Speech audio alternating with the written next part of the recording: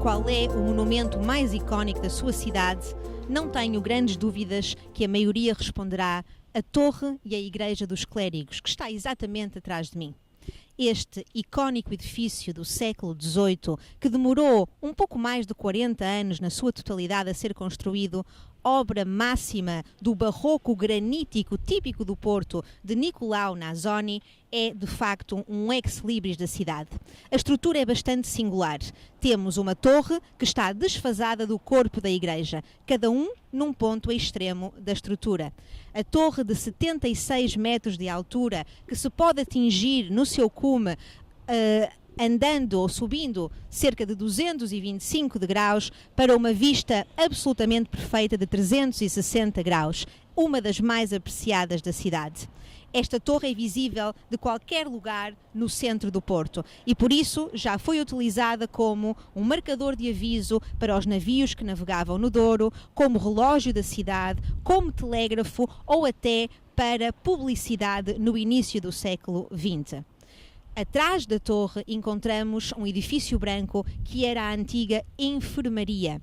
A Irmandade dos Pobres Clérigos é criada exatamente com o objetivo principal de ajudar os religiosos nos seus períodos de doença, de morte ou de dificuldade financeira. E é a junção de 3 anteriores irmandades numa só: a da Misericórdia, a de São Pedro de Advíncula e a de São Filipe de Neri. E assim surge a nova Irmandade dos Pobres Clérigos. Após a doação de um terreno para a construção de um novo edifício no que era o Campo do Olival e a contratação, como já referimos, de Nicolau Nasoni, surge no século XVIII esta magnífica estrutura.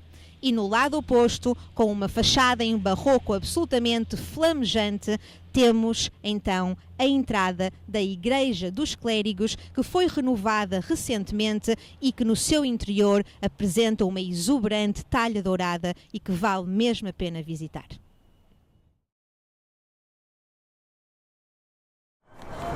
Estamos num edifício totalmente reformulado, na Praça de Lisboa. Viemos da Livraria Lelo. Estamos mesmo junto ao antigo convento feminino das Carmelitas Descalças, que, como já referimos, em 1903 foi alvo de uma reformulação urbanística total, liderada pelo arquiteto Marques da Silva, entre outros. Aqui encontramos edifícios históricos como o Quatro Estações ou o Palácio dos Condes de Vizela, hoje em dia ocupados por casas de comércio e por locais de diversão noturna. A ideia era transformar esta zona da cidade numa moderna Paris. A influência, porque Marques da Silva estudou de facto em França, do estilo da Beaux-Arts ou da Arte Nova, está presente em fachadas de muitos dos edifícios que ali estão. A ideia inicial era inclusivamente que algumas das ruas tivessem uma espécie de galeria envidraçada, em ferro e vidro, tão à moda nessa época. Mas esse projeto acabou por nunca ir para a frente. É daí que se explica o nome de uma das principais ruas, Galerias de Paris. Ora, os boémios que hoje em dia ocupam durante os finais de tarde e as longas madrugadas esta zona da cidade vão encontrar naquilo que eram lojas e armazéns de tecidos, mas não só, muitos bares muito diversos, e é aqui que se faz a grande parte na animação noturna da cidade. Onde estamos precisamente, a Praça de Lisboa, aqui funcionou o Mercado do Anjo. Aliás, em toda a zona da Cordoaria, onde ainda estamos, havia vários mercados. Onde era o Tribunal da Relação era o Mercado do Peixe, aqui era o Mercado do Anjo. Um mercado que perdeu as suas condições de higiene muito rapidamente e que por isso era urgente fazer encerrar. A verdade é que, ao fechar o Mercado do Anjo e abrir noutra zona completamente diferente, o Mercado do Bom Sucesso, esta zona ficou, durante algum tempo, com uma grande indefinição de utilização.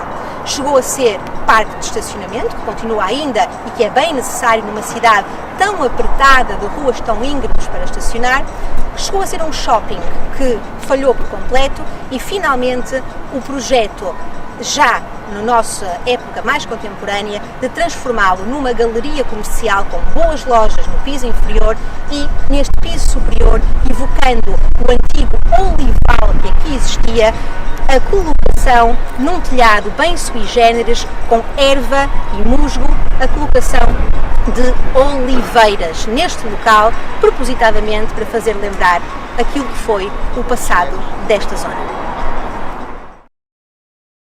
A iniciativa do Dom António Ferreira Gomes, o antigo bispo do Porto, mostra bem o espírito desta cidade. Aqui temos um homem que em 1958, após as conturbadas eleições que puseram Oliveira Salazar e Humberto Delgado, com a vitória do primeiro, o bispo resolve escrever a Salazar queixando-se sobre a idoneidade ou falta dela das eleições decorridas. Salazar deu-lhe um grande presente, um bilhete só de ida durante 10 anos para um exílio forçado por terras de Espanha e França, e voltou só quando Marcelo Caetano já estava no poder.